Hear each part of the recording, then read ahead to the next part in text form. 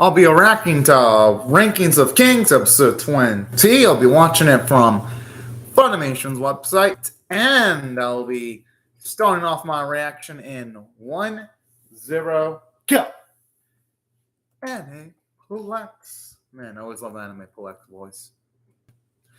And also Funimation's logo too. I just don't know what they're gonna do with it now that they're gonna move everything to Crunchyroll though. I just love how when it comes to this guy, it's sort of rendered like a painting. It looks beautiful. You know, I wouldn't mind getting to see a long conversation between Moranjo and Bosie's wife and Moranjo's own mother. Oh man, the Bosie's mother was so fucking adorable. It's a shame when it comes to the circumstances regarding her death.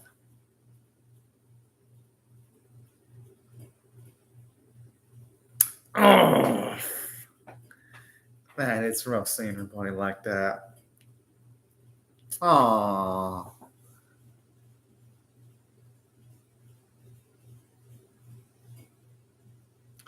I mean, I think Boji can. Oh, that's so sweet. At least he got something out of it somewhat positively. Seeing his mother again.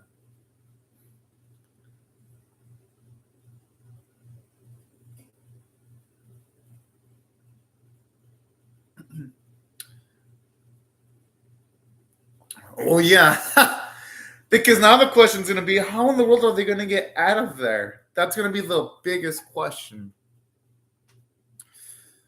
Hopefully they'll be able to figure something out. And so that bit where you see Arkagi have that little tear does get to me a bit. Or seeing just the clan of Kage's family just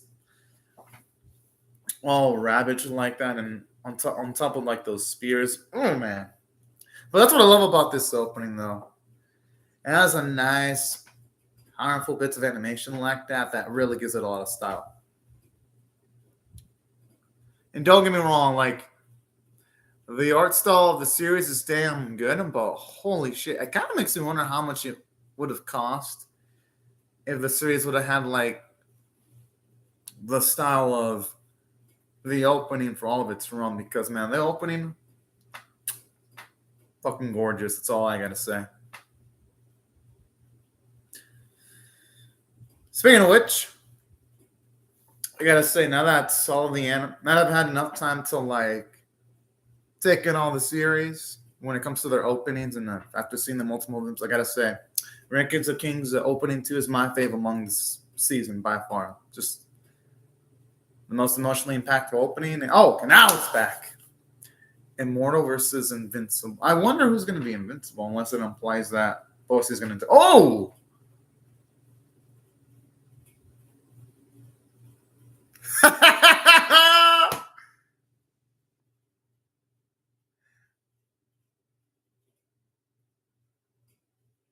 Ah!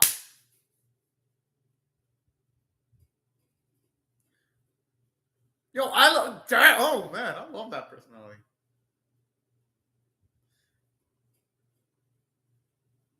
I don't think they're going to go for that.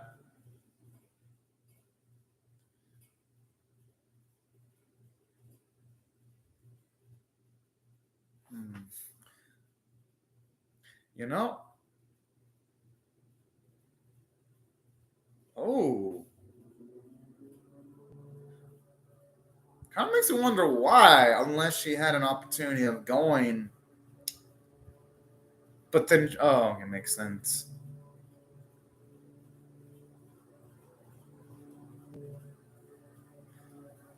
Okay, at least then now we know how she ended up in the mirror.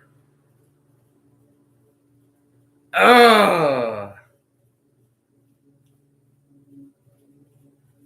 Whoa. Okay, if she betrayed him twice, kind of makes me wonder what happened in the first instance then. I mean, he must have been fucking nice then in that case. If did her a freebie the first time.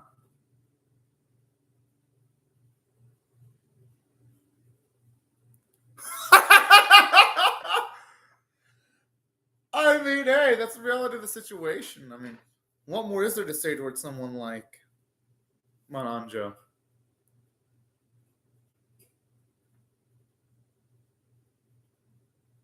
Hmm.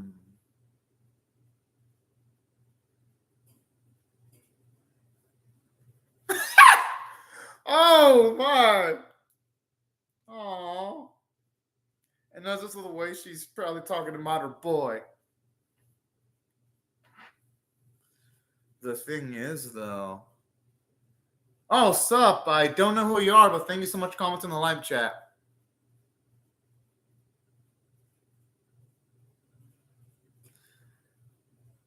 Honestly, though, she's lying to herself, though.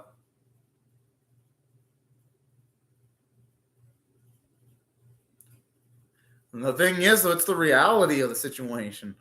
I mean, Andra can try deny it all she wants, but she can't deny the situation that she made.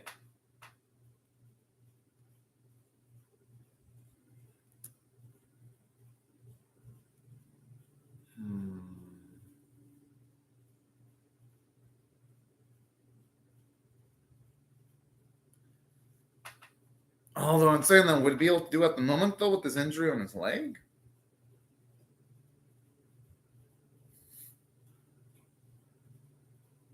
Oh!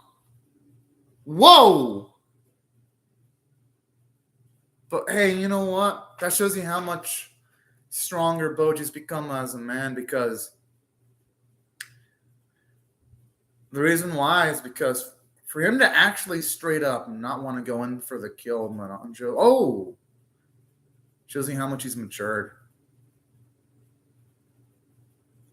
Aww.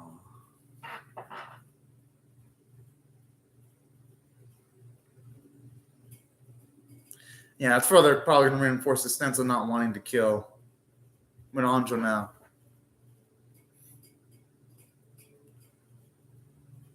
I don't know. I wonder if someone like that would have a chance of rescuing her, though.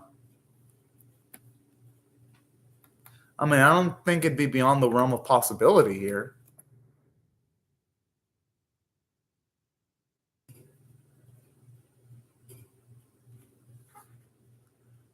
Jeez!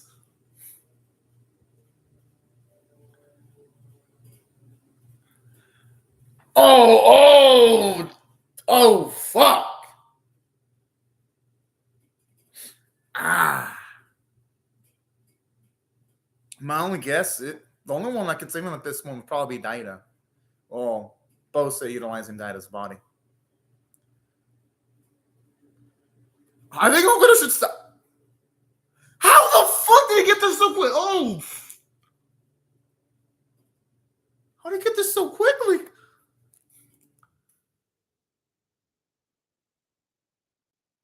I'll call BS because she's so.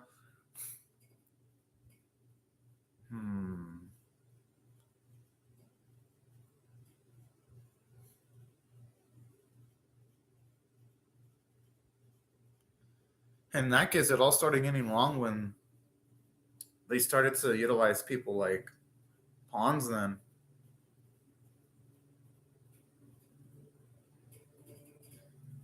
Because no matter how much you try, you're always going to feel something. Even though you might try to tell yourself you wouldn't feel anything anymore.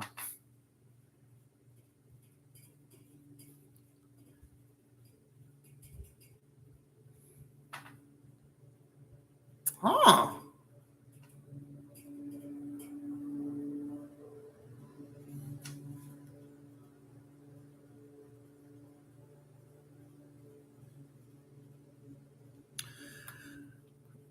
Okay, then. I'm assuming this is probably when age is starting to get into him, and maybe that might have been when he wanted to.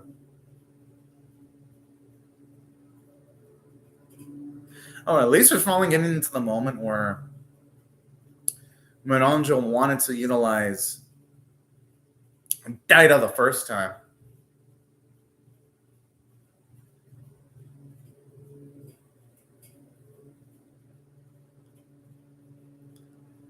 I mean, hey, he was gonna find out eventually.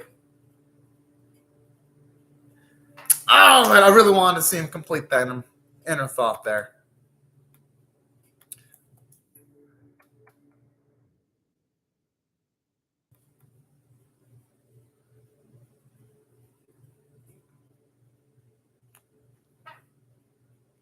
I mean, the thing about this is, what would Kage have the ability to like cauterize wounds, or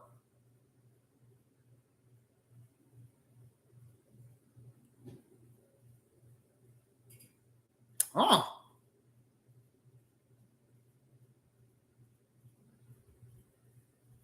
The thing is, the captain looks like in the worst of shape. Oh, hello, Lucas Santander. Or should I say, hola, Lucas. Hola, tienes. A mí, mi español no está bueno, pero. Hola, tienes un muy buenos días. Es que yo puedo hablar inglés mejor que español, pero. Muchas gracias. Muchas gracias, Lucas. Thank you, Lucas. Yeah, because I'm assuming you speak Spanish.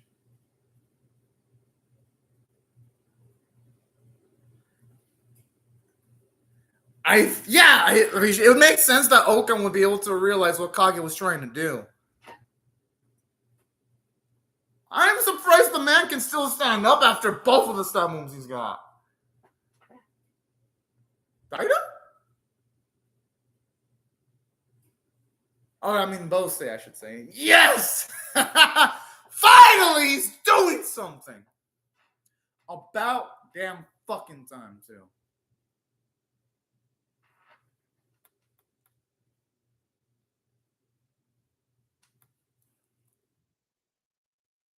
You know, that'd be a damn good description of Bose in a nutshell. Oh, what the?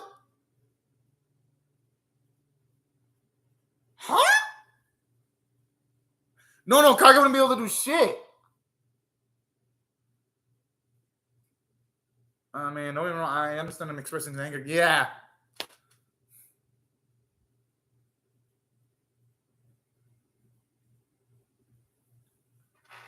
What?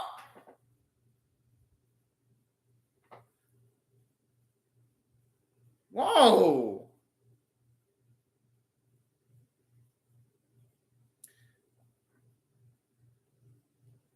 I mean, I understand the snakes' anger, but they just wouldn't be able to do anything, unfortunately. Nagason with that kind of strength.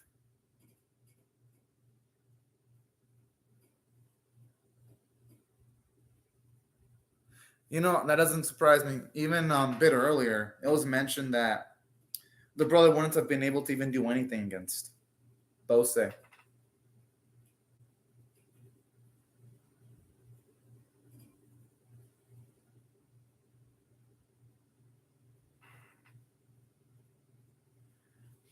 Okay, if he's got healing abilities, I mean, it makes sense that he'd be able to utilize healing abilities considering Daida is the son of healing. But it kind of makes me wonder, why didn't you just start out with healing in the first place? Oh, I mean, you know what? I guess I could see why. Putting them on a singular location would have been much more easier to do a group healing, but he could have just thrown them normally instead of just using this fucking weapon to just club them all into like a same location, though. But hey, you know what? I guess it's the same end result with all of them being healed. Oh, now I know her name. Hello, Nugyu. I mean, Nugan.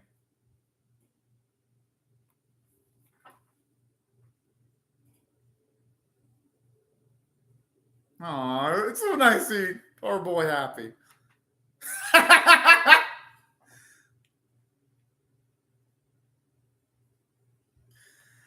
I just love how show off he was. Oh, he looks quicker than before, actually.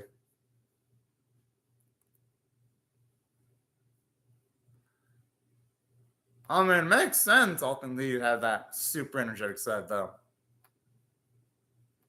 Nah, that is fucking adorable. But regardless, I think all of them together should be able to do, at the very least, contain Oaken, though. Oh!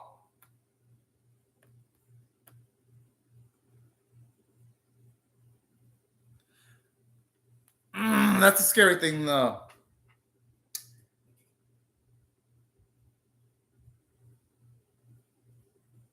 But the thing is, though, Bose looks strained. Would he be able to do anything?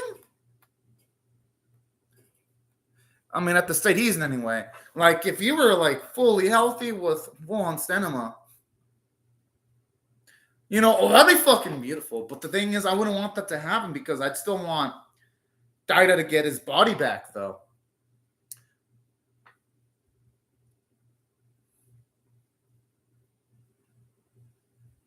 Yeah, the thing is, though, King Bose isn't in full health, though. Oh, man, just love how slick he is.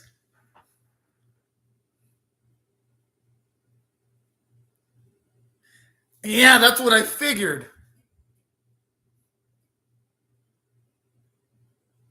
That's actually nice getting to see one of the few instances where he's actually complimenting his wife, actually.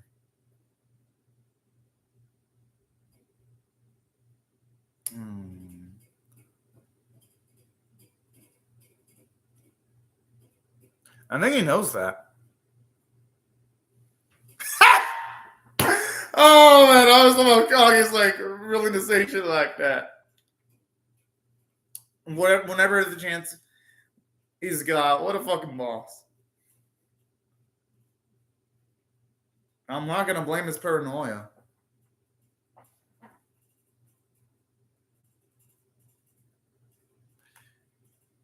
And yeah, you know what? In this type of scenario, better to be playing it safe than sorry. Ha! Just love how he's got zero fear in his soul there. Oh. Oh! Oh! Fuck! Oh! Oh! Oh, you know what? No, it does make sense that he'd be able to take him on, considering that Healing's healing ability was able to harm Oaken. Healing magic would probably be able to affect him a lot more, especially since it seems like Bose can utilize it to a larger extent while he's in Daina's body.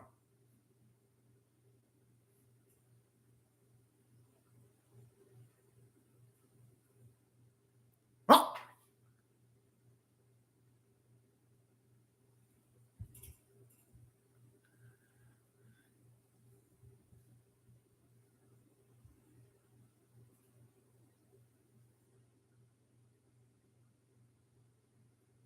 You know, it makes sense.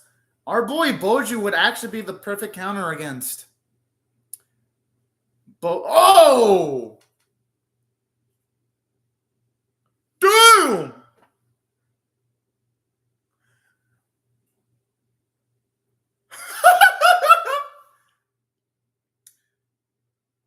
Yo, it's a damn shame that that he wasn't there to see that healing magic was harming Oaken a bit earlier, though, because he'd probably be able to finish him off in the man's remains if he had that knowledge.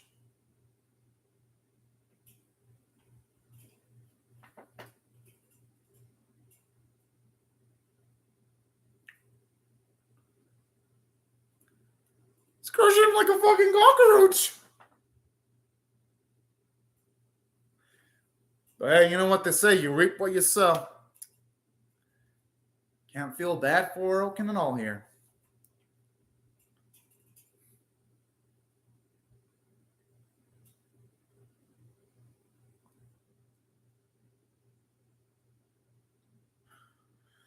Well, and even to a fucking soccer. Oh. I mean, I hope he figures out that he should start utilizing healing magic. Because that's the only thing he hasn't tried yet in his arsenal. I mean, that's providing he has anything left in the tank, though, to do that. He's probably thinking right now. I mean, I could see why he wouldn't be worried, though. I mean, oh.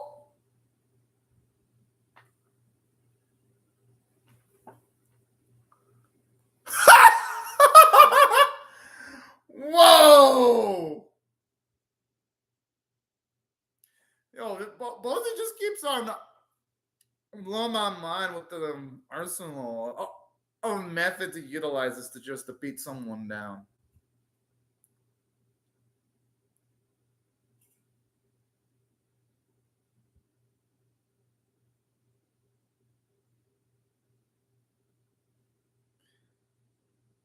I mean, yeah, I could see why he'd be worried because eventually, even someone like Bosse under died, his body would run out of stamina eventually.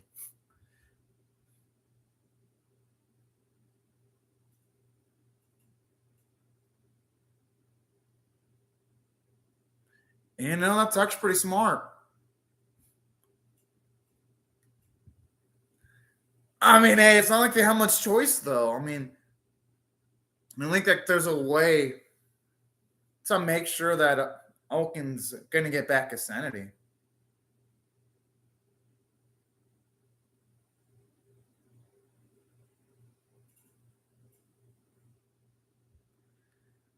I mean, I don't think they should be saying anything. Yeah, it's kind of fucked up. But it's like, well, how else can you deal with Oaken here?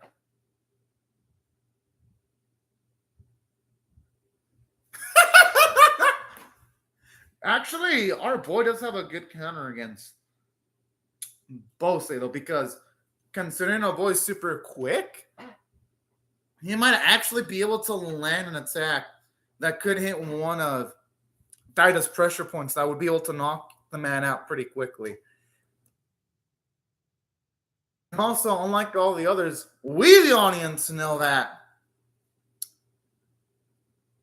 We know that Boji, at least a few episodes ago, Boji was mentioned as the strongest, which means that he's at the very least going to be a good counter against all of Daida's abilities. Or should I say, Bosse's abilities anyway. I'm assuming it's not, I'd imagine it's not going to be easy-ish. It's not going to be easy at all. It's not going to be a walk in the park. But overall, damn, okay. That cliffhanger was amazing, though. I'm going to have to do it again. I'm going to give the episode 10 out of 10. I mean, this anime has been, like, on fucking fire. Like, almost every single week has been amazing. And let me explain why I thought the episode was 10 out of 10 worthy. And the reason why is because there was a lot of progression.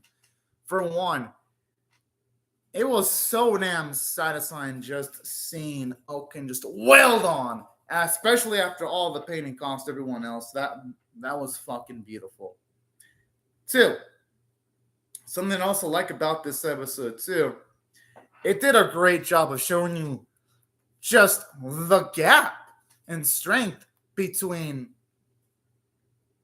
Bosse utilizing Daida's body and the Big Four, where he was pretty much able to like easily dispatch someone that the Big Four were struggling against, which made it all the more frightening seeing that Boji is going to take on Bosse himself.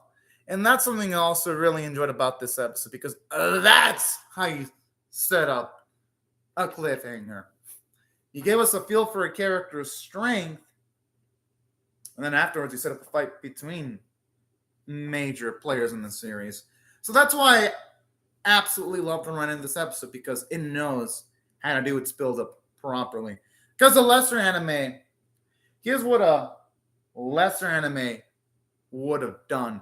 A lesser anime would have just settled for giving like a character no feats and then taking on said main characters. It's happening a lot in this season with anime like Girls Frontline, where it introduces an antagonist in one episode, then they get bounced in the next episode.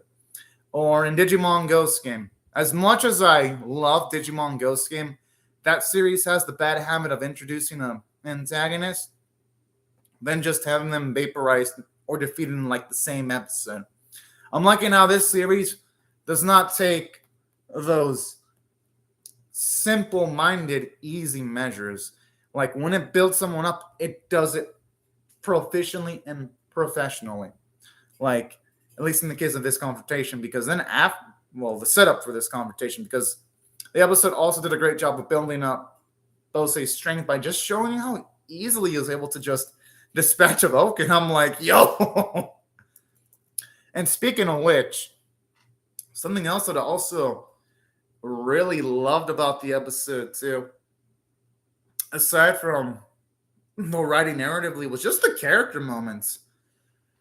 Just seeing how, when it comes to like Miranjo's mother, it was nice to actually get to hear her speak, to actually just straight up say, yeah, she doesn't like any of the actions her daughter is taking. I thought that was actually a really damn sweet scene. It gives her some more characterization. And another thing that I also loved too about this episode was just the bits involving our boy's mother, because seeing the fact that she doesn't really have any more hatred towards Miranjo really shows you how much of a great individual Sheena was, and not having that large amount of hatred towards Miranjo anymore. So that was another great bit of character development for her, even though they didn't show much of her. I thought that was actually really sweet. And to top it all off, it was nice actually getting to see how much Miranjo's situation is getting to herself too, and seeing how emotionally unstable she is. Well, at least more of that anyway, because all the other episodes have done a great job of showing that off. But this episode further reinforces that. So that's something I really dug about this episode. Just getting more characterization and things of that nature. And it's interesting to see that it seems like when it comes to like that demon, wasn't even that much of a bad fellow, seemingly, considering the fact that and it's definitely implying that he did a favor for Miranjo, and it seems like Miranjo might have fucked him over. So that was something cool to see too. And that does contextualize why we do see Miranjo with the demon in the opening multiple times. So that's something I'm really liking about this episode too. And we even get some characterization and character development for both. To see the man actually do something for once. I'm like, about damn fucking time. And that's something I really loved about this episode too. Just seeing the fact that when it comes to that, we're finally seeing him do more actions, and it's making him a much more dynamic character. And I also really dig the character development for Boji too, all things considered, because it was really nice getting to see the fact that when it comes to Boji, he has every right of wanting vengeance against Miranjo. And if he would have gone the whole path of, I want revenge, I'd have been rooting for him. I'm like, yeah, get your revenge, man. But his decision of not wanting to get vengeance against Miranjo, and even feeling bad for her, and seeing how Boji wishes he could have, because you can tell Boji wants to find a way of helping out Miranjo. All that was really sweet, and shows you how much of an ethical man Boji is. And that's what I loved about this episode too. Shows you how much of an awesome individual Boji is too. Well, it further reinforces that. And I always love how boastful Arkai is whenever he mentions that. Yeah, Boji's my best friend. I'm like, bro, that's fucking awesome. That's damn cool. And that's something I really, really dug about this episode. Just give it so, like, all these character development moments just gave it so much more weight. And it made the episode amazing because it wasn't just action. It was all the moments that combined for a product that I believe is worthy of a 10 on 10. Then, aside from all of this, Something else that I also really loved about the episode was just the animation quality. I was like, oh, man. Because even though I wanted to see Oaken defeated, part of me felt a little bad when Oaken was like screaming in like fucking pain. And he was being put into that fucking boulder. I was like, yeah. The animators are doing a really good job of just making it feel that, yeah, maybe Bose is going a little bit too much into like overkill mode. But that's when the animation in the series is so strong, because for it to make me feel that way towards someone that I should be absolutely rooting against goes to show you that it ain't just the writing staff in the series that are just, oh, hello, Ghost Tab. Yeah, you're late. But it's all good, though, Ghost Tab. You can just see the replay. Well, I still got to pay Funimation, though, because they haven't moved all of their anime into Crunchyroll yet. They still haven't moved the Genius Prince anime to Crunchyroll yet. I checked. And they still haven't moved their other anime, which is, I believe it's the Realist, it's the Realist Kingdom Isekai. They still haven't moved that over to Crunchyroll yet, so it looks like I'm going to be paying for them at least up until April. So I still got to pay them just to watch those two series, unfortunately. So, yeah. And right now, I'm currently actually utilizing Funimation for reacting to this series, because they do get this series a few seconds quicker. They don't, like, the gap is like 2 to 3 minutes. Like, they get this series 2 to 3 minutes quicker than Crunchyroll does. But, yeah. I think when it gets to April, that's when, going forward, we won't have to pay for both. Because that's the announced date for when, at the very least, when it comes to all the announcements, Funimation says they're not going to be putting new shows on their Funimation service anymore, just Crunchyroll. Unless they surprisingly move the Realist Hero and the Genius Prince animes to Crunchyroll. But as of now, they haven't done it yet. I checked in the morning, unfortunately. But yeah, those are all my thoughts on the animation quality. It was absolutely amazing. All the sequences where you see characters just get stabbed, all that, it looks painful. And with like the ching sound effects too, they sounded pretty damn beautiful too. I'm like, holy shit. That's what also elevated this episode, at least for me, into a whole nother level too, because the sound effects made sure that even all the clashes had a lot more impact.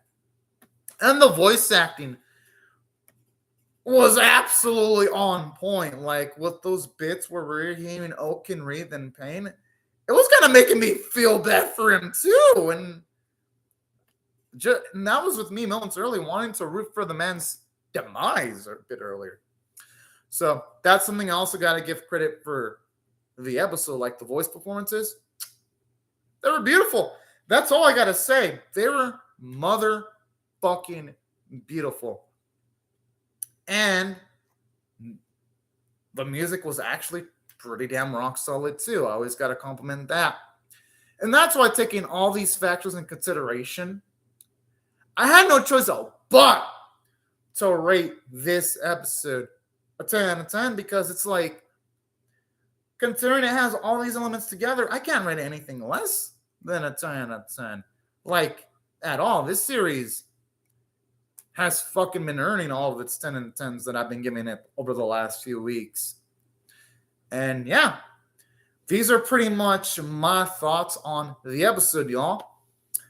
But I wouldn't just want to stick it to my feelings on the episode, though. I'd really love to hear your thoughts on how you feel about my reaction or the episode itself in the comment section below. Hope y'all either rate the video, share it. Yeah, it actually is good. Share it, comment, or subscribe if you do not want to miss my Rankings of Kings episode 21 reaction. I also hope you also hit the bell for notifications too, because lately YouTube has not been putting my videos in the search results on time sometimes. And they've been doing that a lot to my channel. So I recommend y'all also hit the bell for notifications, because YouTube can be a massive troll sometimes. And now that I've got that all out of the way, let me just say thank you very much to Nguyen, Lucas Santander, and Ghost App. Thank you all very much for joining the live chat. Thank y'all, everyone else, for watching my video. Hope you have a fun, great, safe, and fantastic day or night, depending on y'all's time zones. And I'll see y'all later if y'all come back for more, everyone. Bye-bye.